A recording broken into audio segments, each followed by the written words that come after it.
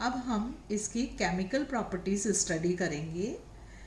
पिरॉल एक highly reactive compound है। इसकी रिएक्टिविटी को हम फिनॉल और एनिलीन से भी कंपेयर कर सकते हैं। केमिकल प्रॉपर्टीज में सबसे पहले हम इलेक्ट्रोफिलिक सब्स्टिट्यूशंस देखेंगे, उसके बाद इसकी एसिडिक कैरेक्टर, फिर कुछ ऑक्सीडेशन और रिएक्शंस जो हैं हम स्टडी करेंगे। फर्स्ट ऑफ ऑल हम स्टडी कर रहे हैं इलेक्ट्रोफिलिक सब्स्टिट्यूशंस।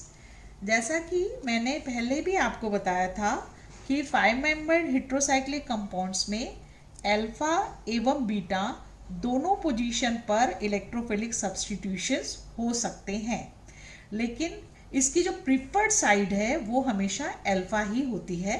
इसका मतलब 2 पोजीशंस जो है वो इसकी प्रिफर्ड साइड है। हमेशा सब्स्टिट्यूशन की साइड 2 होगी अगर हम मोनो सब्स्टिट्यूशन कर रहे हैं तो। फर्स्ट इलेक्ट्रोफिलिक सब्स्टिट्यूशन है हमारा halogenation.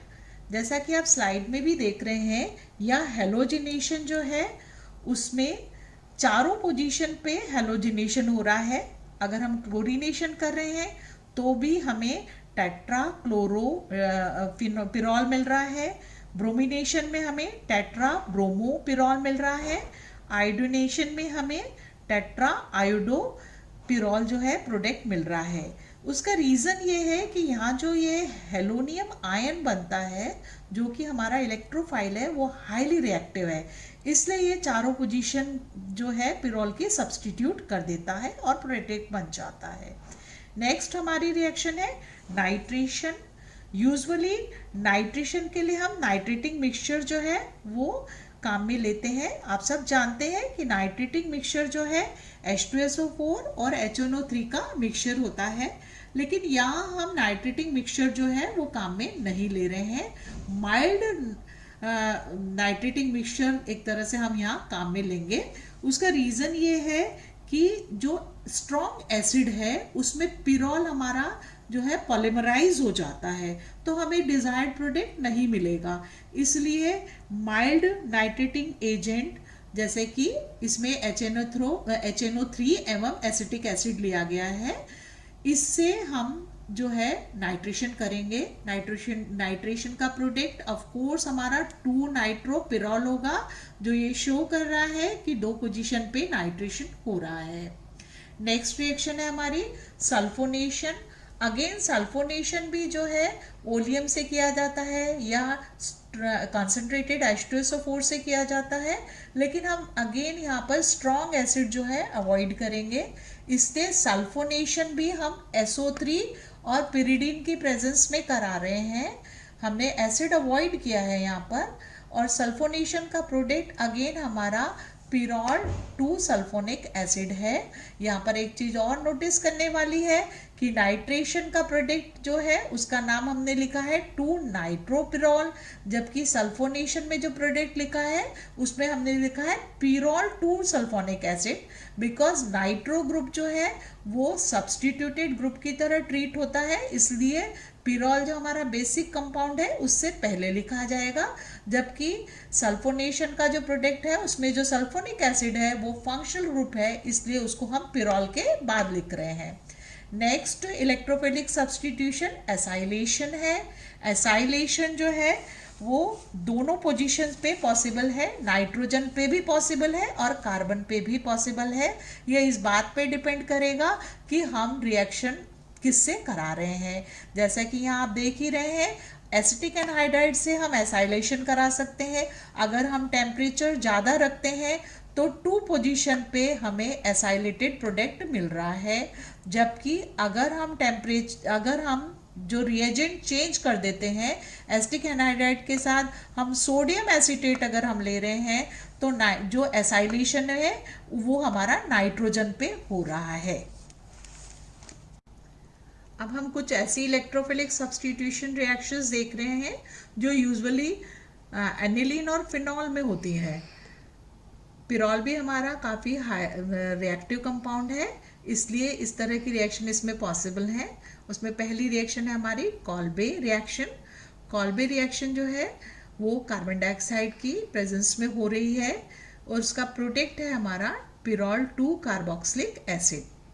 Next reaction coupling reaction है, जो कि आपकी कपलिंग रिएक्शन हो रही है हमारी डाइजोनियम सॉल्ट के साथ। डाइजोनियम सॉल्ट जो है उसकी प्रेजेंस में हम अगर पिरॉल से कपलिंग रिएक्शन कराते हैं तो एजो डाइज फॉर्म होती हैं।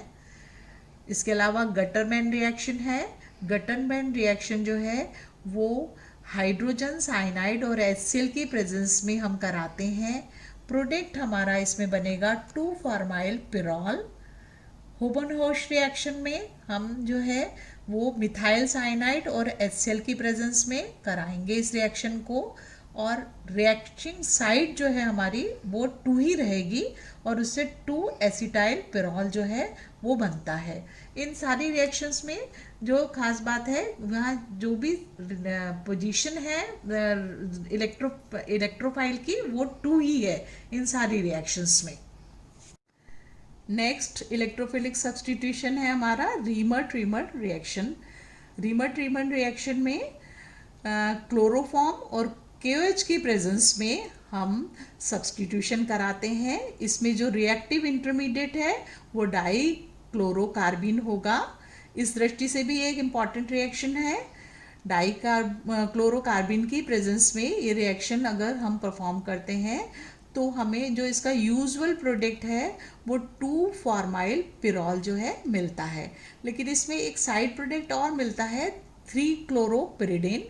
इसमें एक्चुअली में रिंग एक्सपेंशन हो जाता है, और उसको हम समझ सकते हैं इसके मैकेनिज्म को देखते हुए। यहाँ डाई क्लोरोकार्बिन हमने जनरेट किया है। डाई क्लोरोकार्बिन जो है इसके एनायन पे अटैक करेगा, और ये एनायन पे अटैक के बाद यहाँ बाईसाइक्लिक प्रोडक्ट फॉर्म होता है। ये बाईसाइक्लिक प्रोडक्ट फर्दर जो है 3-क्लोरोपिरिडिन में कन्वर्ट हो जाता है। रिंग एक्सपेंशन से हमें 3-क्लोरोपिरिडिन भी 2-फॉर्माइल पिरॉल के साथ मिलेगा। नेक्स्ट हम इसका एसिडिक कैरेक्टर स्टडी करेंगे। पिरॉल जो है उसमें एक NH ग्रुप प्रेजेंट है, जो कि सेकेंडरी अमीन की तरह बेसिक होना चाहिए, जबकि पिरॉल एक बहुत ही वीक बेस है। इसकी pKb वैल्यू जो है वो 13.6 है। इसके वीक बेस होने का कारण ये है कि नाइट्रोजन पे जो लोन पेयर प्रेजेंट है वो एरोमेटिक सिस्टेट बनाने के काम में आ जाता है, अतः नाइट्रोजन पे प्रेजेंट नहीं रहता है। इसकी अनअवेलेबिलिटी के कारण ये जो इसका बेसिक कैरेक्टर नाइट्रोजन की प्रेजेंस की वजह से होना चाहिए वो शो नहीं करता है। इसके रिवर्स में सिंस नाइट्रोजन पे लोन पेयर अवेलेबल नहीं है, इसलिए नाइट्रोजन जो है इलेक्ट्रॉन डेफिसिट हो जाता है, और इस जिसके कारण नाइट्रोजन पे जुड़ी हुई जो हाइड्रोजन है वो आसानी से दी जा सकती है, जो कि इसके एसिडिक कैरेक्टर को शो करेगी। जब हाइड्रोजन दी जाएगी तो एक पिरॉल एनायन जनरेट हो जाएगा, और ये जो पिरॉल एनायन है ये रेजोनेंस से अपने आप को स्टेबलाइज कर लेता है, और यही कारण है कि पिरॉल जो है एसिडिक कैरेक्टर भी शो करता है। हम पिरॉल की KOH के साथ रिएक्शन देख सकते हैं एसिडिक कैरेक्टर को शो करते हुए। KOH से जो है हाइड्रोजन रिप्लेस हो जाएगी और पोटेशियम आयन जो है इसको काउंटर करेगा। सेकेंड रिएक्शन इसमें जो कि एसिडिक कैरेक्टर को शो कर रही है वो है हमारे जिसमें हमने ग्रिनार रिएजेंट लिया है, और ग्रिनार रिएजेंट से किसी भी एसिड की रिएक्शन से जो है एल्केन फॉर्म होता है, आप सभी जानते हैं। यहाँ मैग्नीशियम ब्रोमाइड जो है पिरॉल एनायन को जो है काउंटर कर रहा है। ये दोनों रिएक्शन इसके पिरॉल के एसिडिक नेचर को शो कर रही हैं।